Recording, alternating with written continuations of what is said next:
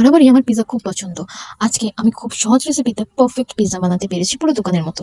তার সাথে তো একটা সিক্রেট সস আছে যা পিৎজার টেস্টটাকে আরো অনেক গুণে বাড়িয়ে তোলে। হ্যালো এভরিওয়ান, আসসালামু আলাইকুম।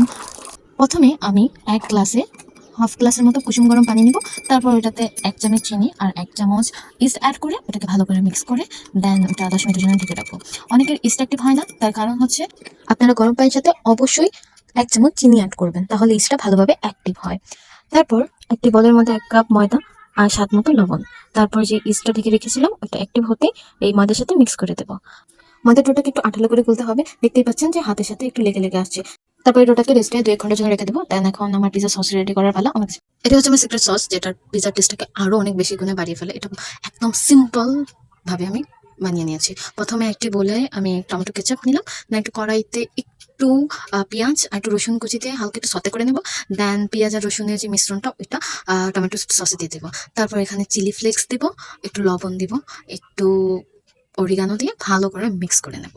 দেন রেডি আমার পিজা সস। এটাকে চাইলে আপনারা ব্লেন্ড করেও ইউজ করতে পারেন, আমি এভাবে ইউজ করব। এটা জাস্ট 2 মিনিটে রেডি হয়ে যায়, খুবই ইয়াম্মি একটা সস। বাহির থেকে কিনে আনতেই হবে না পিজা সস। এখন আমার যে ডোটা পিজার যেটা আমি রেস্টে রেখেছিলাম 2-1 ঘন্টার জন্য, সেটা আমি নামিয়ে তারপর এটাকে ভালো করে মথে নিব। পিৎজার ডোটা যত ভালো হবে পিৎজার টেস্টও ভালো হবে, পিৎজা সফট হবে, খেতে ভালো লাগবে। তারপর পিৎজার ডোটাকে ভালো করে মথে একটা প্যানের উপর গোলের যে পিৎজার যে সাইজটা হয় ওইরকম সাইজ করে বেলে নিলাম। বেলে পিৎজা যে ট্রেটা আছে ওই ট্রেটার উপর ছড়িয়ে নিলাম। ছড়িয়ে নেওয়ার পর প্রথমে আমি একটু কাঁটা চামচ দিয়ে একটু ছিদ্র ছিদ্র করে দিয়েছি যাতে পিৎজা সসটা একটু ভিতরে যায় রুটির। আর তার উপর দিয়ে আমি একটু চিকেন ভেজে রেখেছিলাম ওটা দিলাম। দেন কিছু অনিয়ন কাট করে রেখেছিলাম ওটা দিয়ে একটু চিলি দিয়েছি, কারণ আমার একটু ঝাল ঝাল পিৎজা খেতে অনেক মজা লাগে। দেন সসেস ছিল, সসেস কেটে সাজিয়ে দিলাম।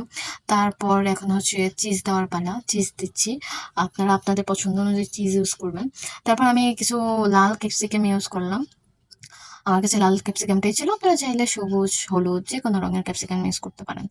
তারপর আমি আরেকটু চিজ উপর থেকে ছিটিয়ে দিলাম। পিৎজার লুকটা দেখতে যে কতটা ইয়াম্মি লাগতেছে, খুব ইয়াম্মি। দেখতে যেমন সুন্দর তেমন খেতেও খুব মজার ছিল। তারপর পিৎজার উপরে আমি একটু চিলি ফ্লেক্স ছিটিয়ে দিলাম আর একটু অরিগানো ছিটিয়ে দিলাম। দেওয়ার পর আমি এটাকে ওভেনে 10 থেকে 15 মিনিটের মতো বেক করেছি। দেন বেক করার পর এই তো আমাদের রেডি হয়ে গেছে পিৎজা। দেন এটাকে আমি কাট করে নিলাম অ্যান্ড আপনারা দেখতেই পাচ্ছেন এটা কতটা চিজি অ্যান্ড কতটা পারফেক্ট হয়েছে, একদম সফট। এটা খেতেও খুবই মজা হয়েছে। Thanks for watching. টাটা।